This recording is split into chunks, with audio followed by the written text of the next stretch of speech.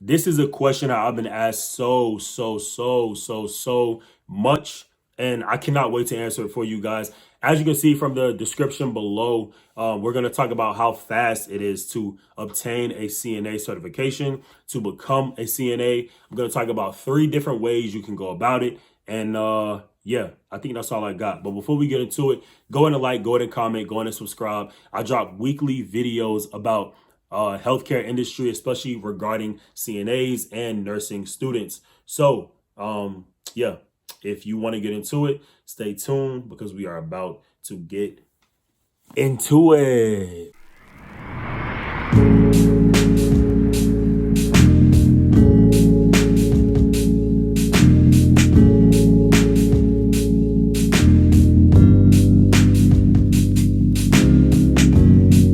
What's up, YouTube? It's your boy Zid back at it again with another video, and I already gave y'all the intro, so let's just go ahead and get into it. How long does it actually take to become a certified nursing assistant, nurse's tech, nurse's aide? All those names are synonymous, and they fall. They're interchangeable. You'll hear it in different job applications, and you'll hear it in different parts of the world. They call them a plethora of different things. So yeah, this is gonna be how to become it. What's the fastest way to become it, and the different ways you can become it. So I did a private institution, a private little program. I think it cost me around $800. Kind of steep for a CNA certification, but I was able to obtain it within about, I want to say, a month and a half, month and 3 weeks. Again, we did it Monday through Friday. I know there's a lot of people that don't have the time to do that, so they do it on the weekends, which of course is going to take a little bit longer, or they do it maybe 3 days out of the week, or even 1 day out of the week. Again, they offer that at community college. They offer that at private little institutions, kind of like the one that I went. It was in North Carolina, and I'll just say it was in Charlotte, North Carolina. But yeah, I was able to get it there. And they also have some high school programs when it comes to obtaining a CNA certification. The high school one by far takes the longest, is what I heard, because you're only doing it every weekend, and it takes forever to do it on the weekend. There are some other programs, so community colleges, they are from, I want to say 3 days a week, but your private firms are going to be a lot quicker, and you can obtain those in a month and a half. The community college, I would say maybe 3 to 4 months, which is double the time of what it took for me to get mine. And then your high school one is going to be, I want to say 6 months, because you're doing it every other weekend. You have class, you have school, all that other stuff.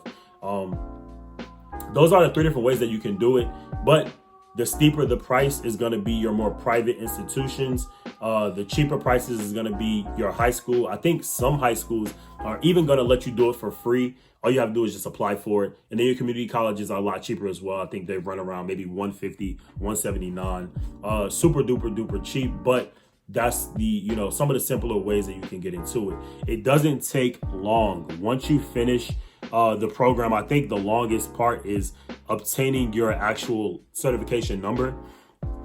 I took the exam, I want to say the week before Christmas, and I didn't get my CNA certification number until state board number until the second week of January. But once you get it, you can go ahead and apply, because that's when you apply, that's something that they ask you for: your name, your address, work history, your driver's license number, and then they're going to ask for your CNA certification state board number. You're going to want to have to protect that and remember it with your life, because you won't be able to apply without it. And you can also get dinged and get different notices and letters if you do not take care of your license and do your job, because they can say you're a hazard. They can say that you're unhireable, different things that can happen to your CNA certification number. Also, if you do not work at least 8 hours within the first 2 months of you getting your certification, or a month after you get your certification, you will lose it. It won't be valid anymore. That's something that my professor stressed to us.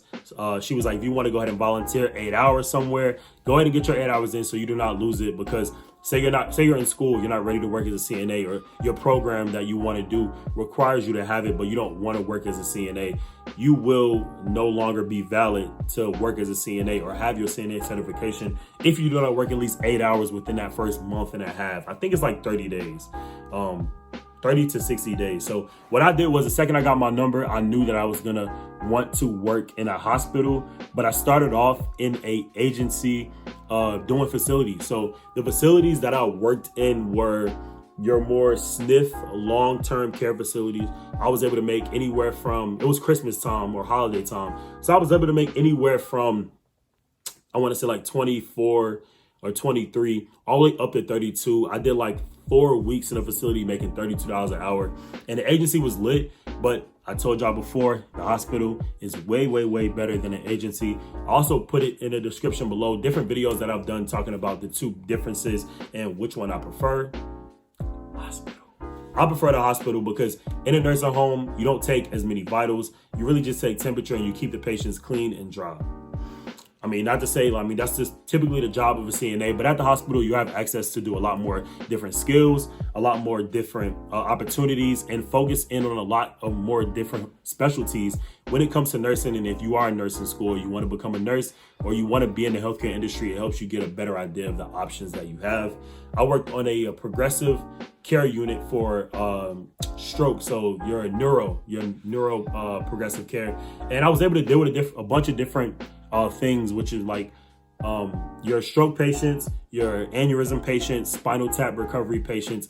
Those are the different things that I dealt with there, where I dealt with total care patients. It was a higher acuity unit, so you learn so much, and you work beside so many nurses. You get to see what kind of different skills that good nurses have and bad nurses have. Nobody's a bad nurse, because again, everybody has their days, but there are some better nurses than others, and I try to get around those because they can teach me so much and give me so much valuable information.